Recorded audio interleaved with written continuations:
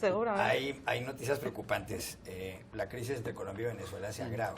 Desde el miércoles de la semana pasada, cuando hubo un incidente con unos colombianos y con miembros de la fuerza pública en Venezuela, el presidente Nicolás Maduro en territorio venezolano tomó algunas medidas, ha declarado el estado de excepción en 5 municipios de la zona del Táchira, que es limítrofe con Colombia, ha cerrado la frontera, ha dicho que han sido capturados en los últimos 6 años 1000 capos de narcotráfico colombianos en territorio venezolano. Pero ayer volvió a hablar el presidente Nicolás Maduro porque han sido deportados alrededor de 1000 ciudadanos colombianos.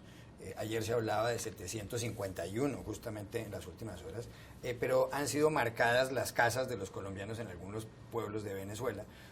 Expresidentes colombianos como Andrés Pastrana han dicho que eso no pasaba desde la Segunda Guerra Mundial en las casas de los judíos en tiempos del nazismo y de Adolfo Hitler.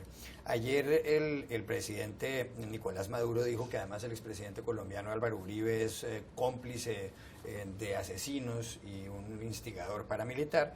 Álvaro Uribe fue a la frontera, a la zona de frontera con Venezuela, a la ciudad de Cúcuta, a criticar mucho a Maduro. Aquí la Cancillería colombiana, el Ministerio de Exteriores de Colombia expidió un comunicado en las últimas horas, esta mañana, diciendo que se oye una agresividad al lado y lado de la frontera. Y dice, se hace un llamado a la dirigencia política de ambas naciones para que no caigan en la tentación facilista de utilizar la compleja situación que vivimos para pescar en río revuelto con el fin de obtener beneficios electorales. En Colombia hay elecciones el próximo 25 de octubre, elecciones regionales, elecciones locales a las alcaldías, y en Venezuela hay elecciones legislativas muy importantes el 6 de diciembre. Está utilizando Nicolás Maduro todo esto para distraer la atención y está utilizando Álvaro Uribe todo esto para conseguir favores electorales, más votos en las elecciones. Yo creo que, para responder a tu pregunta, yo creo que para mí, desde un punto de vista muy personal, el principal factor a tomar en cuenta es la desproporción. Aquella parte que está actuando de manera más desproporcionada es la que quizá está dando mayores señales de qué es lo que realmente, de que detrás de esta decisión hay algo detrás. Me refiero a Venezuela. La decisión de deportar a más de 1000 gentes, violando sus derechos humanos, sin haber obtenido prueba irrefutable de las acusaciones que se han lanzado, es una medida desproporcionada.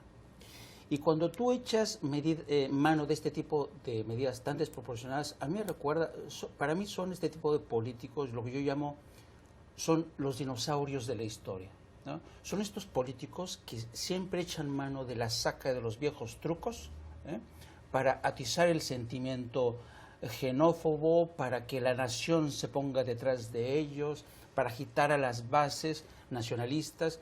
En fin, son tácticas que ya conocemos muy viejas, por eso yo digo que son los dinosaurios de la historia, haciendo humaredas como siempre lo han hecho.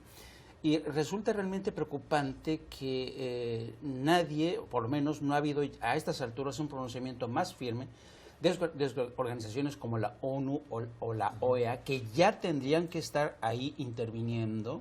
Organizaciones humanitarias ya tendrían que estar exigiendo medidas cautelares contra esta decisión, que es violatoria de los derechos humanos.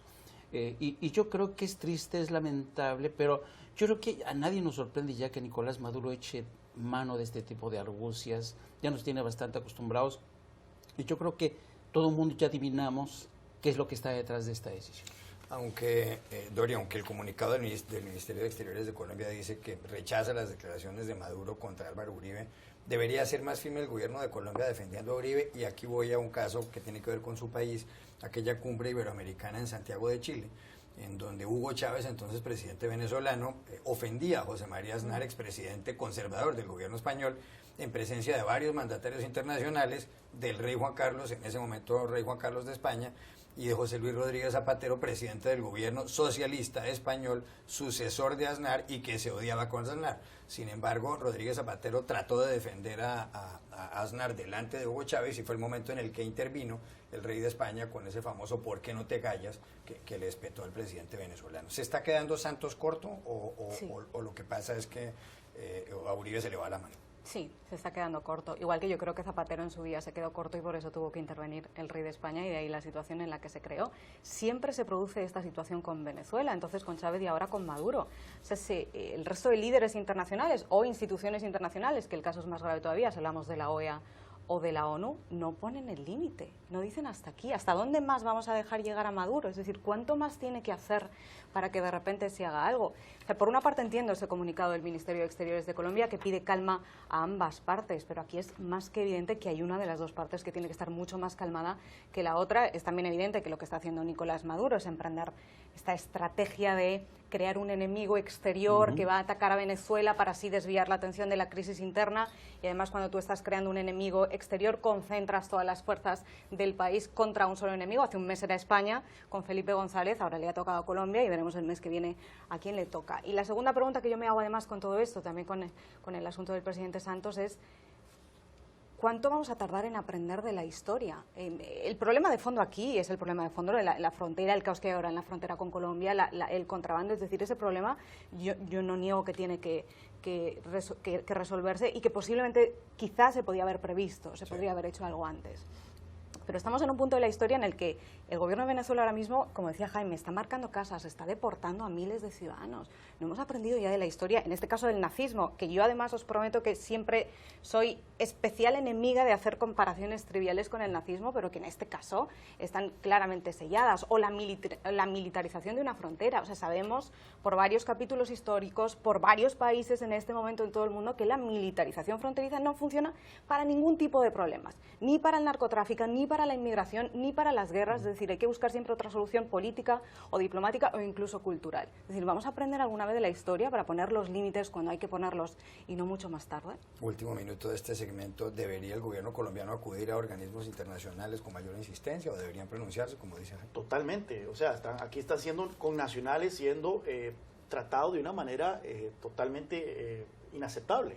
Una limpieza, no usemos la palabra étnica, pero una limpieza sin duda de colombianos de la frontera, siendo expulsados, sus casas marcadas, de una manera que sinceramente levanta un poco de angustia para aquellos que vemos esta situación. El reportaje de Semana explica muy bien que los bienes de estos colombianos están siendo saqueados por el ejército venezolano. En fin, me extraña muchísimo la actitud tan pusilánime, bueno, no sé si me extraña, pero del gobierno de Juan Manuel Santos, y no sé si es que tendrá dentro de sus cálculos el tema del proceso de paz y sabe que Venezuela puede jugar un papel crítico en esto, y nuevamente todo cae al tema de hasta qué tanto está dispuesto sacrificar Juan Manuel Santos por alcanzar este bendito acuerdo de paz.